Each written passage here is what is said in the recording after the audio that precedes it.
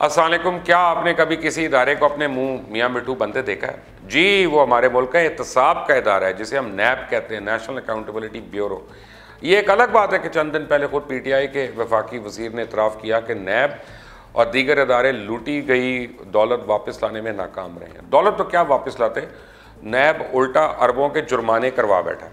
अब इसका जिक्र तो मैं आगे करूँगा। ताहम गुज़िश्ता साल अक्टूबर के शुरू में पहले नैब ने दावा किया था कि इसने 71 अरब रुपए की रिकवरी की है।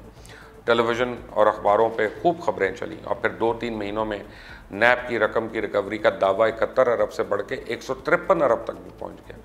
लेकिन चंद महीने के अंदर ही नैब ने 82 बिलियन मजीद रिकवर कर लिए, ये बाकायदा उन्होंने जिस तरह से क्लेम किया। लेकिन मीडिया पर जारी नैब की एक रिपोर्ट के मुताबिक नैब ने 2017 और 18 में वॉलंटरी रिटर्न और प्ली बारगेन से कुल 5 अरब रुपए की रिकवरी की, और इस रकम में अदालती जुर्मानों को भी शामिल कर लिया जाए तो ये 8 अरब बन जाती है, यानी कुल 13 अरब की रिकवरी मुमकिन हुई। और रिपोर्ट के मुताबिक नैब ने इदारों की तरफ से भी होने वाली रिकवरीज को अपने रिकॉर्ड का हिस्सा बनाया और इदारे की कारकर्दगी रिपोर्ट में इनको बिलवास्ता रिकवरी की मद में जाहिर किया गया। इन तमाम रकूम को भी शामिल किया जाए तो टोटल जो है वो 38 अरब तक पहुँच के रुक जाता है। अब कानूनी माहिरीन के मुताबिक नैब ज़्यादातर रिकवरियाँ अदालत से बाहर ही मुलजमान से बारगेन करके करता है। अब इस अमल में ज़्यादातर सरकारी मुलाजमीन और बिजनेसमैन शामिल होते हैं, लेकिन सियासी लोग नहीं हैं इसमें। अब नैब का फोरेंसिक ऑडिट हुआ कि नहीं हुआ पता नहीं, ताकि पता चले कि भी नैब ने कितने पैसे कितने अरसे में रिकवर किया और क्या क्या नैब की रिकवरी के खाते में डाला गया, और फिर ये भी पता चल सके कि नैब स्टेट के गुज़िश्ता 20 सालों में कितनी रकम खर्च हुई, टैक्स पेयर्स ने नैब के ऊपर कितना खर्च किया और इदारे ने अपनी कारकर्दगी से कितनी एक्चुअल लूटी हुई रकम रिकवर की या सिर्फ लोगों की पगड़ियाँ उछली।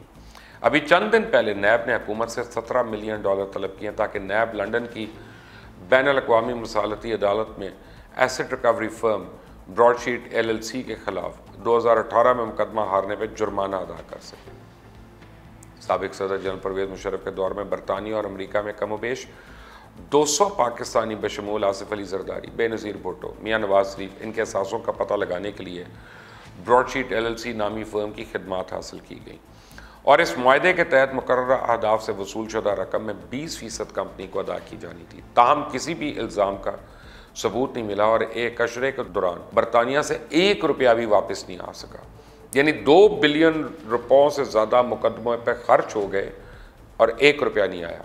आटा स्कैंडल आया, नैब की कारकर्दगी सिफर। चीनी स्कैंडल आया, नैब की कारकर्दगी सिफर। फिर पेट्रोल और आटे का बहरान आया, नैब कुछ भी करने में कामयाब नहीं। यानी अवामी मफादात के केसेस जिनमें नैब को फुर्ती दिखानी चाहिए, नैब कुछ नहीं करता दिखाई देता। नैब पर तो ये इल्ज़ाम है कि सिर्फ सियासी लोगों को टारगेट कर रहा है। माहिरीन का कहना है कि आमदन से ज़ायद असासों का नैब के पास एक ऐसा हथियार है जो अगर इस्तेमाल किया जाए तो कोई भी शख्स नहीं बच पाएगा, और सियासी लोग इसका निशाना भी बन रहे हैं। केसेस तो सियासतदानों के खिलाफ बन गए, लेकिन अभी तक एक भी पाई वसूल नहीं हो सकी। अवाम सवाल उठाते हैं कि नवाज शरीफ, मरियम नवाज, हमजा शहबाज, शहबाज शरीफ, सुलेमान शहबाज, इसाक डार, मिफ्ता इस्माइल, एहसन इकबाल, शाहिद खाकान अब्बासी, ख्वाजा बरादरान यानी ख्वाजा सलमान रफ़ीक और ख्वाजा साद रफ़ीक, इन सब के खिलाफ नैब ने मुकदमात बनाए। अभी मैंने इसमें कराची वाले नहीं डाले, डॉक्टर आसिम वगैरह और दूसरे लोग जो थे वो नहीं डाले अभी मैंने। लेकिन क्या एक फूटी कौड़ी भी वसूल हुई। आसिफ अली जरदारी साहब, फरियाल तालपुर साहिबा, खुर्शीद शाह साहब, डॉक्टर आसिम वगैरह के खिलाफ जैसे मैंने बताया नैब ने मुकदमात बनाए, पेशियाँ, इंक्वायरियाँ, गिरफ्तारियाँ, सब कुछ वसूल सिफर। पाकिस्तान तहरीक इंसाफ के रहनुमा अलीम खान भी गिरफ्तारी के बाद ज़मानत पर हैं, कई सज़ाएँ मुंजमद करवा के यानी वो बैठे हुए, कई ज़मानतों पर हैं, और इसके साथ कुछ रोज़ नैब उनके साथ भी नैब आँख में चोली खेलती नज़र आती है। अब इसके अलावा अब नैब की जानिब से पाकिस्तान मुस्लिम लीग काफ के रहनुमा चौधरी शुजात हुसैन, चौधरी परवेज़ लाई के खिलाफ 20 साल पुरानी इंक्वायरी दोबारा खोली जा रही है। एहतसाब का ये अमल कोई नया नहीं है। कुछ सियासी लोग तो इसको ड्रामा भी कहते हैं, बल्कि कुछ लोग तो ये कहते हैं जो भी नैब का रगड़ा खाता है वो बड़ा सियासतदान बन जाता है और फिर अगली दफ़ा हुकूमत में भी आला ओहदों पर आता है। मिसाक जमहूरियत से पहले नवाज शरीफ के दौर में आसिफ अली जरदारी से बड़ा करप्ट और मुल्क दुश्मन किसी को नहीं कहा जाता था, और इस वक्त चेयरमैन एहतसाब कमीशन सैफुर रहमान भी आए रोज़ नए इंकशाफात करते थे। कभी लंदन में सरे महल, कभी स्विस अकाउंट्स का चर्चा होता था, फिर आसिफ जरदारी के ऊपर रेफरेंसेस पे रेफरेंसेस और मुकदमात बनाए गए, अदालतों में पेशियाँ भुगती, कैद भी काटी। हुआ क्या? एक एक करके तमाम रेफरेंस, तमाम मुकदमे ख़त्म, जनाब जरदारी साहब बरी हो गए और वो पीपल्स पार्टी की कमान संभालने के साथ साथ ऐवान सदर तक जा पहुँचे। अब वो इक़्तिदार में नहीं तो एक बार फिर नैब की साथ में। अब देखते हैं इस दफ़ा उनको इसका क्या सियासी फ़ायदा होगा। परवेज़ मुशर्रफ साहब के दौर में शरीफ ख़ानदान का कड़ा एहतसाब हुआ और हमने देखा कि वो डील करके मुल्क से बाहर चले गए। इससे पहले पीपल्स पार्टी के दौर इक़्तिदार में भी शरीफ ख़ानदान ज़ेर एहताब रहा। आजकल एक मरतबा फिर शरीफों और लीगियों के एहतसाब की बारी चल रही है। शिकंजा कस दिया गया, लेकिन मियाँ नवाज शरीफ सज़ा याफ्ता होने के बावजूद इलाज की वजह से या उस इलाज के बहाने लंदन के उन्हीं फ्लैट्स में रह रहे हैं जिनके बारे में उनसे सवाल पूछे जाते थे। मियाँ शहबाज शरीफ पर भी आज चीमा और मॉल टाउन केस की शक्ल में खतरे की तलवार लटका दी गई है। मुस्लिम लीग नून के कई वज़रा और रहनुमा मुख्तलिफ मुकदमात और नैब रेफरेंसेस का सामना कर रहे हैं, लेकिन इन सब से नैब एक पाई भी वसूल नहीं कर सका और मुझे आपको मुस्तकबिल भी उम्मीद नज़र नहीं आ रही है। करप्शन या करप्शन के इल्ज़ामात में गिरफ्तार सियासी शख्सियात को गिरफ्तार करने की हद तक तो हुकूमत कामयाब रही, लेकिन उनसे रिकवरी के हवाले से नैब अभी तक सिफर पे खड़ा है। नैब की इस वक्त जो सबसे ज़्यादा परेशान करने वाली बात है वो ये कि इन गिरफ्तारियों को मशकूक बनाने में कहीं नैब भी तो कसूरवार नहीं, क्योंकि किसी सियासतदान की गिरफ्तारी के बाद जब नतीजा सिफर निकलता है तो बहुत से सवाल उठते हैं।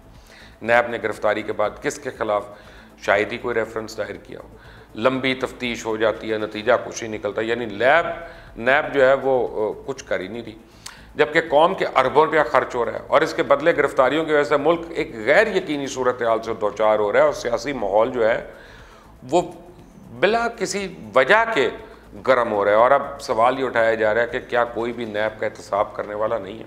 मैं ये नहीं कह रहा कि सियासतदान दूध के धुले हुए हैं या फिर वो करप्शन से पाक हैं, बिल्कुल इसी तरह कि जिस तरह ना मीडिया में कोई दूध से धुला हुआ है और बहुत से लोग को करप्शन से पाक नहीं है। हर शोबे में अच्छे और बुरे लोग होते हैं, लेकिन अगर इन सियासतदानों ने अगर इन सियासतदानों ने पैसा खाया है तो उनसे रिकवर करें, वरना सस्पेंस ना पैदा करें कि हुकूमत के 2 साल गुजरने के बाद भी नैब ने अभी तक जितनी गिरफ्तारियाँ की हैं उनके बदले इतने अरब रुपया रिकवर हो गए। अगर नैब इन सियासतदानों से रिकवरी नहीं करवा सकता तो फिर आवाम का वक्त और पैसा क्यों बर्बाद किया जा रहा है। और दूसरी तरफ जब नैब किसी को गिरफ्तार करती है, मैं आपको बताऊं कि वो चाहे सियासतदान हो, चाहे बिजनेसमैन हो, चाहे कोई भी हो, तो उसकी इतनी पब्लिसिटी और तशहीर हो जाती है कि वो आदमी बेचारा, मैं कहता हूँ टोटल, अगर वो बिल्कुल भी इनोसेंट है तब भी वो अपने घर वालों के आगे, अपने ख़ानदान के, अपने दोस्तों, अपने जानने वालों के आगे जो है ना किस किस को गवाही देता फिरेगा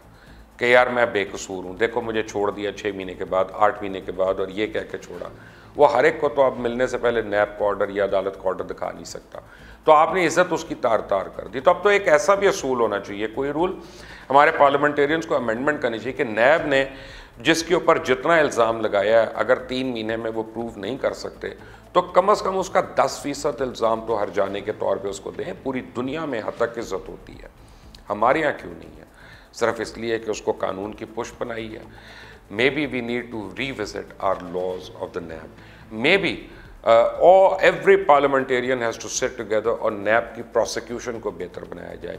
मे बी नैब के लिए स्पेशल कोर्ट्स तश्कील देनी चाहिए जो रोज़ की बुनियाद पे हियरिंग करें ताकि 3 महीने के अंदर हर केस का जो है फैसला आ सके। There are too many maybe, ये भी हो, ये भी हो, ये भी हो, लेकिन जो भी हो वो इंसाफ के और इंसानी तकाज़ों के दायरे कार में रहते हुए होना चाहिए, जहाँ जब तक किसी के ऊपर जुर्म साबित ना हो जाए उसकी इज़्ज़त पामाल ना हो।